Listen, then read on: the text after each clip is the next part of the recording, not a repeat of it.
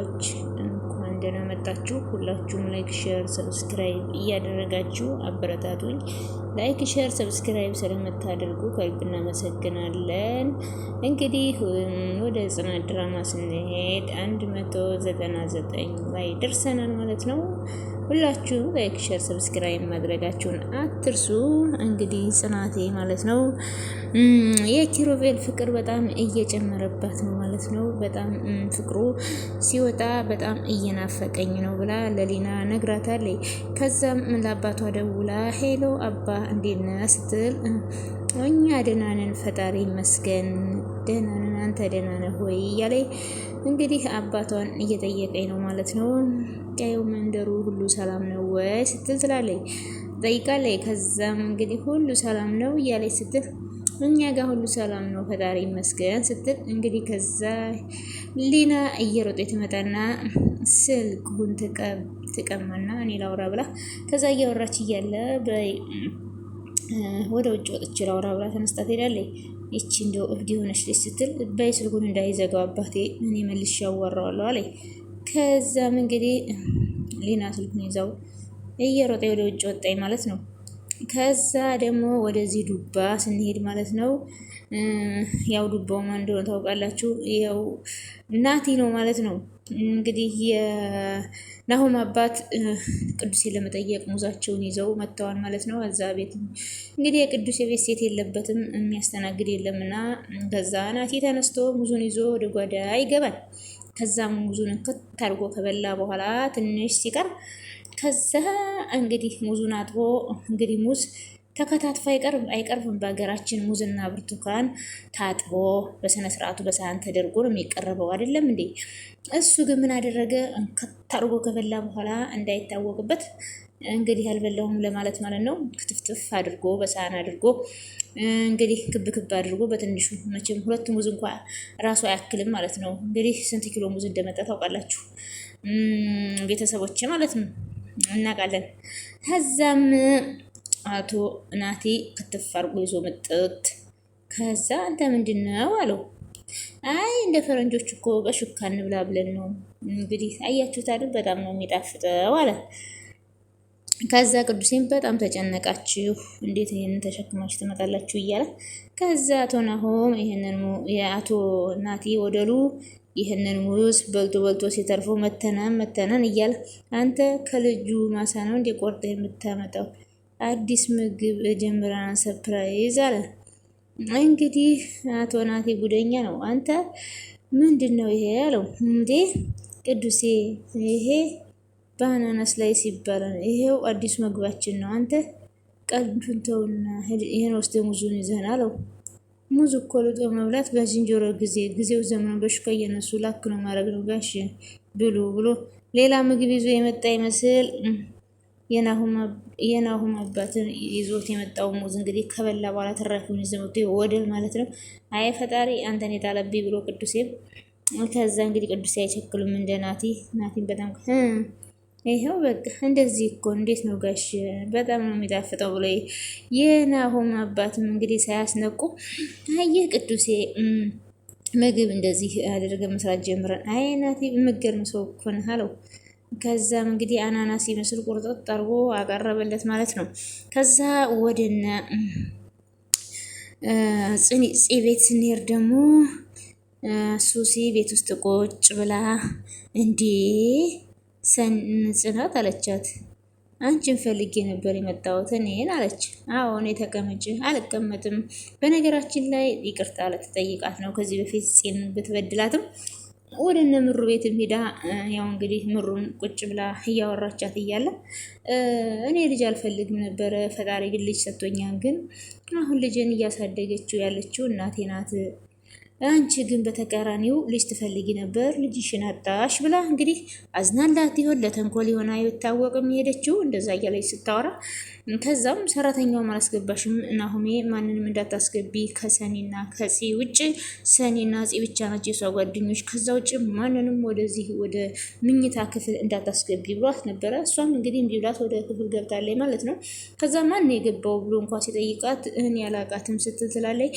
ከዛም እንዴት የማይታወቅ ሰው ወደ ምኝታ ቤት ታስገቢያለሽ? ከፄና ከሰኒ ውጭ ማንንም እንዳታስገቢ ብዬሻል ነበር አላት ናሆሜ ማለት ነው። እሷ ደግሞ እምቢ ብላኝ ነው የገባችው በማለት ከዛ ወደ ክፍል ዘልቆ ሲገባ አልጋ ላይ ቁጭ ብላ ልታለብሳትም ስትል ከዛ ናሆሜን ፈርቶ ልታፍናት መስሎት ቆይ አንቺ ሴት እዚህ ምን ታደርጊያለሽ? አንቺ ድራማሽ የማያልቅ ሴረኛ ብሎ ሲላት እኔ እኮ ሁሉንም ነገር አጥፍቻለሁ፣ ይቅርታም ጠይቄያለሁ ባጠፋሁት ጥፋት። አሁን ግን ሁላችሁም ለምንድን ነው እንደዚህ የምትጠሉኝ ብላ በጣም ምርር ብላ ታለቀሰች። ከዛም አሁን ሂጅ ውጭልኝ ከዚህ ክፍል ብሎ ምንጭቅጭቅጭቅ አድርጎ ካስወጣት በኋላ ከዛ እንደገና መከፋቷን አይቶ ተከትሎ ሲዩስዬ በጣም ይቅርታ ተመለሺ፣ እኔ እኮ ተናድጄ ነው ብሎ ከዛም ይቅርታ አላደረጋችሁልኝም፣ ሁላችሁም ትጠሉኛላችሁ ብላ በንዴት እንግዲህ ተጸጽታ የሚሆን ሌላ ተንኮል ይዛ አይታወቅም ወጣ ትሄዳለች። ከዛም ናሆሜ ተከትሎ ነይ ተመለሽ ብሎ ቢለምናትም እምቢ አለኝ። ከዛም ሰራተኛዋ ይህን ሁሉ ነገር አይታ ይቺ ሴት ማን ትሆን እኔን ታግዘኝ ይሆን እንዴ ብላ እንግዲህ ይቺ ሰራተኛ እንግዲህ ይህንን አሁን ሰራተኛ ማለት ነው በቃ ድራማ እየሰራኝ ነው ማለት ነው በምሩ ላይ። ከዛም እንግዲህ ከኔ ጋር ትተባበር ይሆናለችማ ከነን አሁን ጋር ምንም የላትም ብላ ስልክ ናሆሜን ወደ ውጭ ወጥቼ ልመጣ ነው ፍቀድልኝ አለችው። ከዛ ከፈቀድኩልሽ ከሰዓት ውጭ 5 ደቂቃ እንኳ ብታረፍጂ አልፈቅድልሽም ሲላት ኧረ እሺ ችግር የለውም አላረፍድም ብላ ወጥታ ትሄድና ለቤቲ ትደውልላታለች። ከዛም ቤቲ ጋር ይገናኛሉ። ከዛ ከናሆም ጋር ምንም እንደሌለሽ አውቄያለሁ፣ ስለዚህ ከኔ ጋር ተባብረን እንስራ ስትላት ከዛም ደግሞ ከአንቺ ጋር ምንድን ነው የምተባበረው ስትላት በጥፊ ደርግማ ቤቲም ሰራተኛዋን ላከቻት ማለት ነው። በጣም ደስ ይላል። ይቺ ልጅ እንግዲህ ቤቲ ማለት ነው ከዚህ በፊት ጽናትን ብትበድላትም አሁን ግን ለይቅርታ ነው የመጣችው ያስታውቃል። ለይቅርታ ባይሆን ሰራተኛዋ እንደዛ ስራ መጥፎ ነገር እናድርግ ስትል ትቀበል ነበር ማለት ነው።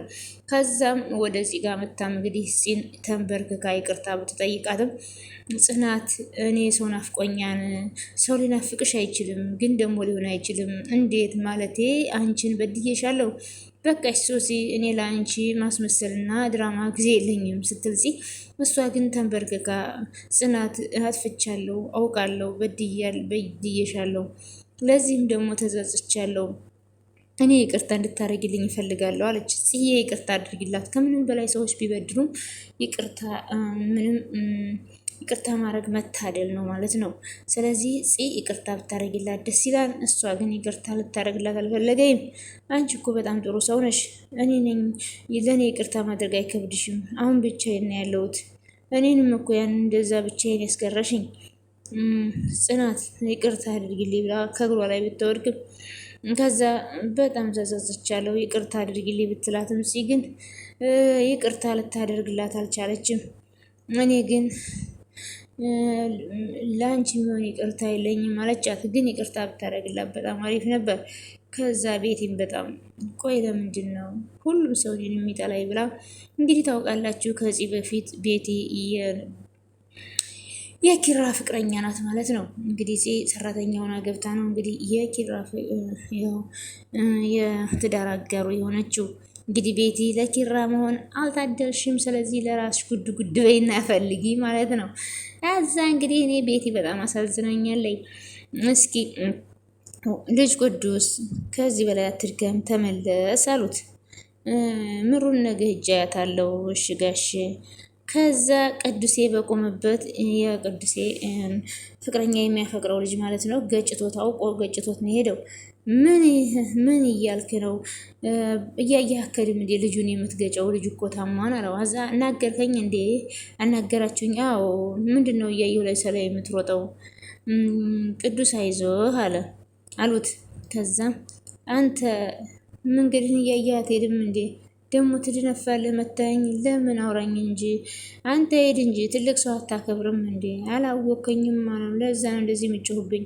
ነገርኩህ እኮ አባት አልሆንም እንዴ አንተ በት አሁን እዚህ ክዱ ላይ ናሁም አባት አባረሩት ማለት ነው። የሆነ ምናምን ቲያም ነገር ማለት ነው። ከዛ ቅዱሴም እንግዲህ ተበሳጭቶ እንግዲህ ቅዱሴ ልጅቷን የራሱ ፍቅረኛ ናት ከዚህ በፊትም ሰላም ማለት ነው። አሁን ግን አይፈልጋትም። እሷ ግን በጣም ሙጭጭ እያለች ነው። ይሄ ልጅ ደግሞ ከናሁሜ ጋር ከማነው ከቅዱሴ ጋር በጣም እየተጋጨ ነው። እሺ ወደዚህኛው ወደ ኪያ ፍቅረኛ ስንሄድ ደግሞ ሰው እንዴት ነው እያለ ሰው አንድ ቤት ውስጥ የሚጨንቀው እንደዚህ ጨንቃ አንድ የረበስመ ቤት ውስጥ ቁጭ ለሚል ሰው ግን አዘንኩለት እያለ ውሃውን እየጠጣ በጣም ተጨንቋል። እንግዲህ ኪያ በር ዘግታበት ሄዳለች። ቆይ ግን ለምንድን ነው በር ዘግታብኝ ሄደች ብሎ ከዛም እንግዲህ በመስኮት ዘሎ ሊወጣ ነው። በመስኮት ዘሎ መጋረጃውን ከፍቶ እንግዲህ ኪያ በር ጠርቅማበት ነው መሰለ ሄደችው። ከዛ ኪያ ከኋላው መጣይ። ቆይ ምን እያደረገ ነው ሰውዬ የሚያፏጨው? ሶፋ ላይስ ምንድን ነው የሚሰራው ብላ እያየችው ነው። ከዛም ለመዝለልም እየሞከረ የሆነ አይታወቅም። ከዛም ኪያ ዝም አለችው። ከዛ የሆነ ነገር ቆይ ግን ምን እያደረገ ነው እያለ እየሳቀችበት ነው። ቆይ ግን የመጋረጃ ምንድን ነው እያለ ዘወር ሲል ኪያ መታለች። አንቺ ኮቴ የለሽም እንዲህ አላት። ከዛም ቆይ ግን ለምንድን ነው የማታወሪው አላት። ከዛ እንዲህ አንቺ በቀን 3 እንደሚቀያየርሽ ምን ነው እንደዚህ የሚያደርግሽ? ጨረስክ አለኝ። እውነቴን እኮ ነው። አሁን እኮ ቆንጆ የሴት ወይዘሮ መስለሽ ነበር። አሁን ደግሞ መልሰሽ ትልቅ ጎረምሳ ሆነሽ መጣሽ አላት። ከዛ ዝም ብላ አየችው። ቆይ ግን አንዴ ታኮርፊያለሽ፣ አንዴ ትስቂያለሽ። ምንድን ነው አስሬ እንደዚህ የሚቀያየርሽ? እንዳታደርገው የእውነት ነው የማደርግልህ መሰበርክን። ተመስገን ተመስገን አምላኬ፣ ለአንተ ምን ይሳንሃል እንዴ? ተበወስኩ እኮ አየሽኝ እንዴ አለ። ስለዚህ እሱ ደግሞ እግሬን ታመምኩኝ ብሎ ነበረ እሷ ቤት ቁጭ አለው። ግን እሷ አውቃበታለች። ደረጃ እንትን ሶፋ ለሶፋ ሲዘል አገኘችው። አሁን ቀጥ ብለው ጣለችው። እንዴ አምላክ ስላዳነኛ ተመሰግኝም እንዴ? ለውሸት አምላክ አድርጎ እንዲያስቀር ነው ምጸልየው አለችው።